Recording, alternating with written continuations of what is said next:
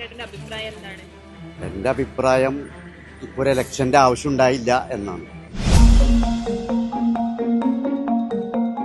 ചർച്ചയായിക്കൊണ്ടിരിക്കുന്നതാണ് നിലമ്പൂർ ഉപതെരഞ്ഞെടുപ്പ്. അതെ, എങ്ങനെ നോക്കിക്കാണുന്നു നിലമ്പൂർ ഉപതെരഞ്ഞെടുപ്പ്? നിലമ്പൂര് ഒരു മാറ്റമില്ല, സ്വരാജ് ജയിക്കും. 100% ഉറപ്പാണ്, 100% ഉറപ്പാണ്.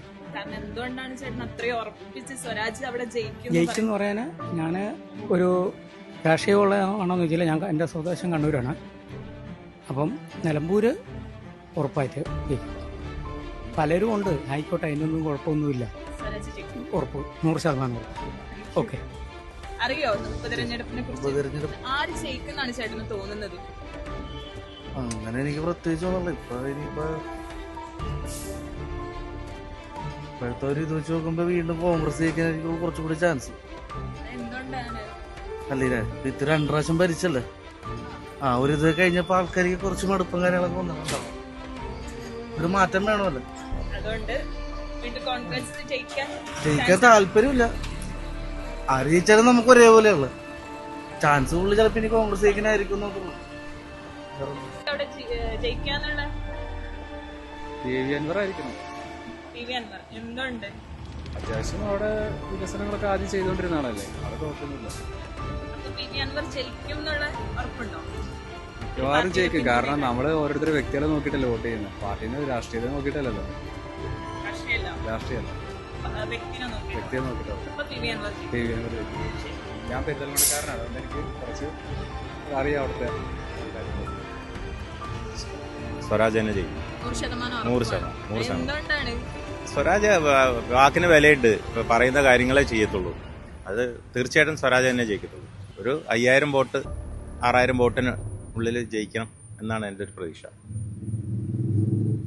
ഈ ഇലക്ഷൻ ആകുമ്പോഴേക്കും ഏറ്റവും അവസാനം ഈ കണ്ണി കണ്ട അണ്ടനോ അടകോടനോ എല്ലാവരും ഒന്നാവും.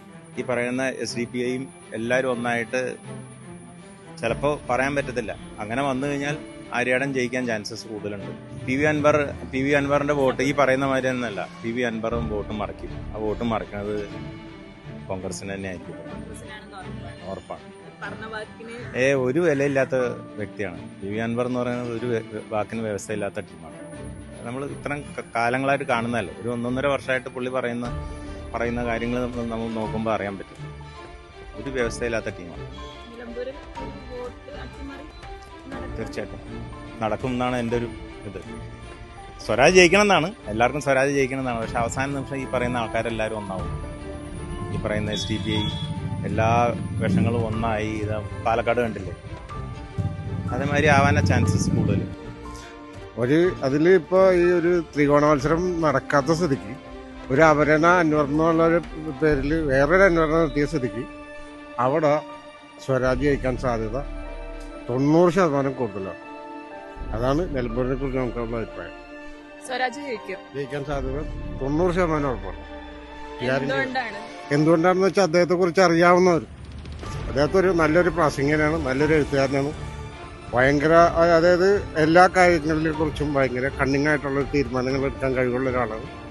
പിന്നെ അതുപോലെ തന്നെ ഈ സാമൂഹ്യമായ ഇടപെടലുകൾ അദ്ദേഹത്തിൻ്റെ ഭയങ്കര ഗൗരവപരമായ കാര്യങ്ങൾ അന്വേഷിച്ച് അതിൻ്റെ സ്റ്റഡി ചെയ്തതിന് ശേഷമാണ് അദ്ദേഹം ഈ ഒരു വാക്കുകൾ ജനങ്ങളിലേക്ക് എത്തിക്കുന്നത്.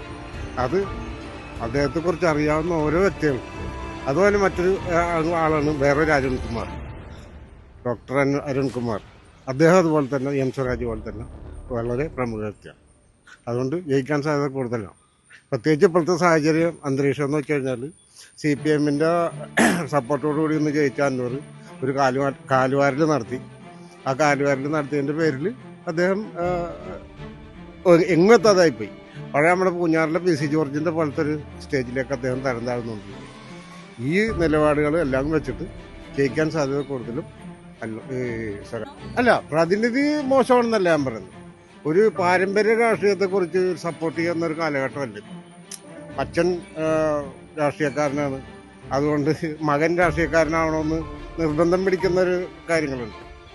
അപ്പോൾ അതിലൊന്നും ജനങ്ങൾക്ക് ഇപ്പോൾ താല്പര്യമില്ല. ജനങ്ങൾക്ക് വേണമെന്ന് വെച്ചാൽ അവരുടെ പ്രശ്നങ്ങളിൽ ഇടപെട്ട് തീരുമാനം ഉണ്ടാക്കാൻ കഴിയുന്ന ഒരു ജനപ്രതിനിധി. ആ പ്രതിനിധിയാണ് ശരി യഥാർത്ഥത്തിൽ തിരഞ്ഞെടുക്കപ്പെടേണ്ടത്. ഒരു ഇന്ത്യൻ പൗരൻ, പ്രത്യേകിച്ച് കേരളത്തിലൊരു മലയാളി എന്നുള്ള നിലയ്ക്ക് നമ്മൾ ആഗ്രഹിക്കുന്നത് അങ്ങനെ തന്നെ. ഒരു പക്ഷപാതപരമായ തീരുമാനങ്ങളിൽ നിന്നെല്ലാം വിട്ടു നിന്നുകൊണ്ട് ജനസേവകനായി തന്നെ ജനങ്ങളുടെ ഇടയിൽ പ്രവർത്തിക്കുക. അത് ഒരുപക്ഷെ പാർട്ടി അനുകൂലമായിട്ട് വന്നില്ലെങ്കിൽ പോലും അങ്ങനെ തീരുമാനങ്ങൾ എടുക്കേണ്ട ചില കാലഘട്ടങ്ങളുണ്ട്. തൃപ്പൂണിത്തുറ മണ്ഡലത്തിൽ അദ്ദേഹം മത്സരിക്കും. കട്ടക്ക് പിടിച്ചു എന്നാണ് അദ്ദേഹം ജയിക്കാൻ വരുന്ന ഒരു സാഹചര്യം. പക്ഷേ അതിൻ്റെ ഇടയ്ക്ക് പല തീരുമാനങ്ങളും പല കാലുമാറ്റം അവിടെ ഇവിടെയൊക്കെ ഭയങ്കര ടൈപ്പ് നടന്നിട്ടുണ്ട്. അത് വേറെ പൊളിറ്റിക്കലായിട്ടുള്ളൊരു ഇതാണ്. അവരുടെ ഐഡിയോളജി അങ്ങനെയാണ് വർക്ക് ചെയ്യുന്നത്. നിലമ്പൂരിൽ ആര് ജയിക്കാന്നാണ് ചേട്ടൻ കരുതുന്നത്? നിലമ്പൂര് സ്വരാജ് ജയിക്കും, ഉറപ്പാണ്. ഉറപ്പാണ്. അവിടെ വേറെ ആരും ജയിക്കാൻ ഇല്ല നാട്ടുകാരനാണ്. അതുപോലെ ആ സ്വരാജിനെ ഒന്നും കുറവില്ല, എല്ലാ കാര്യത്തിലും മുൻപന്തിയിലാണ്. ജനിച്ചു വളർന്ന നാടെന്നുള്ള നിലയിലും അത് മാത്രമല്ല നല്ല അംഗീകാരമാണ്, എല്ലാം നല്ല വിവരമാണ്. എന്ത് കാര്യം ചോദിച്ചാലും മാന്യമായ രീതിയിൽ മറുപടി പറയും. അതാണ് ഒരു പ്രത്യേകത. എത്ര ഭൂരിപക്ഷത്തോടെ 5000 വോട്ടിന് അടുത്ത് ഭൂരിപക്ഷം ജയിക്കും.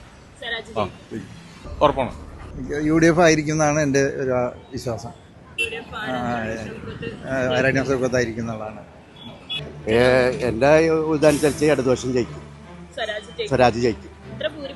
ഭൂരിപക്ഷം ഒന്നും പറയാൻ പറ്റില്ല, എന്നാലും ജയിക്കും, ഉറപ്പാണ്. UDF എന്നതാണ് നമുക്ക് ഇത്. ഇപ്പോഴത്തെ ട്രെൻഡ് അനുസരിച്ച് നമുക്കറിയാമല്ലോ ഇപ്പോഴത്തെ ഭരണം എങ്ങനെ ഉണ്ടെന്ന്. ഇപ്പോൾ ജനങ്ങൾ ആർക്കും ഇപ്പോഴത്തെ പാർട്ടിക്ക് വോട്ട് ചെയ്യാൻ പോകണില്ല. ആ ഷുവർക്കായി എന്ത് വന്നാലും ശരി അവരെന്നെ കോൺഗ്രസിൻ്റെ അനുഭാവം കയറും. യാതൊരു സംശയമില്ല. കാരണം ഇപ്പോഴത്തെ ഭരണത്തിൽ ജനങ്ങളേതായാലും പുറത്തു വിട്ടിരിക്കുക. വെള്ളം വരെ കാശ് കൂട്ടി, വെള്ളത്തിന് വരെ. ഇന്നത്തെ പിന്നെ തമിഴ്നാട്ടൊക്കെ കണ്ടുകൂടി വെറും 160 രൂപ വെള്ളത്തിൽ വിട്ട് എഴുന്നേറ്റും തരിക. നടക്കുന്ന കാര്യമല്ല. ഇപ്പം ഞങ്ങൾക്ക് തന്നെ എന്തെല്ലാം ബുദ്ധിമുട്ടുണ്ടെന്നറിയോ. അതുകൊണ്ട് ഈ പ്രശ്നത്തിൽ അവരെയാണ് ജയിക്കുന്നത്. അപ്പോൾ അന്വ സാധ്യത അന്വ തേർഡ് പാർട്ടി പോലും കിട്ടുന്ന സംശയമാണ്. ചിലപ്പോൾ BJP കൊണ്ടും സംശയം അന്വ സാധ്യതയില്ല. അങ്ങനെ നേരത്തെ നിന്നിരുന്നേ അങ്ങനെ കിട്ടിപ്പോനെ. അലയൻസ് മാറിയോണ്ട് കഴിഞ്ഞ അൻവറും ഇതല്ല തൊന്തറായത്. എന്ത് പറ്റി? ഔട്ടായിപ്പോ. എപ്പോഴും ഒരു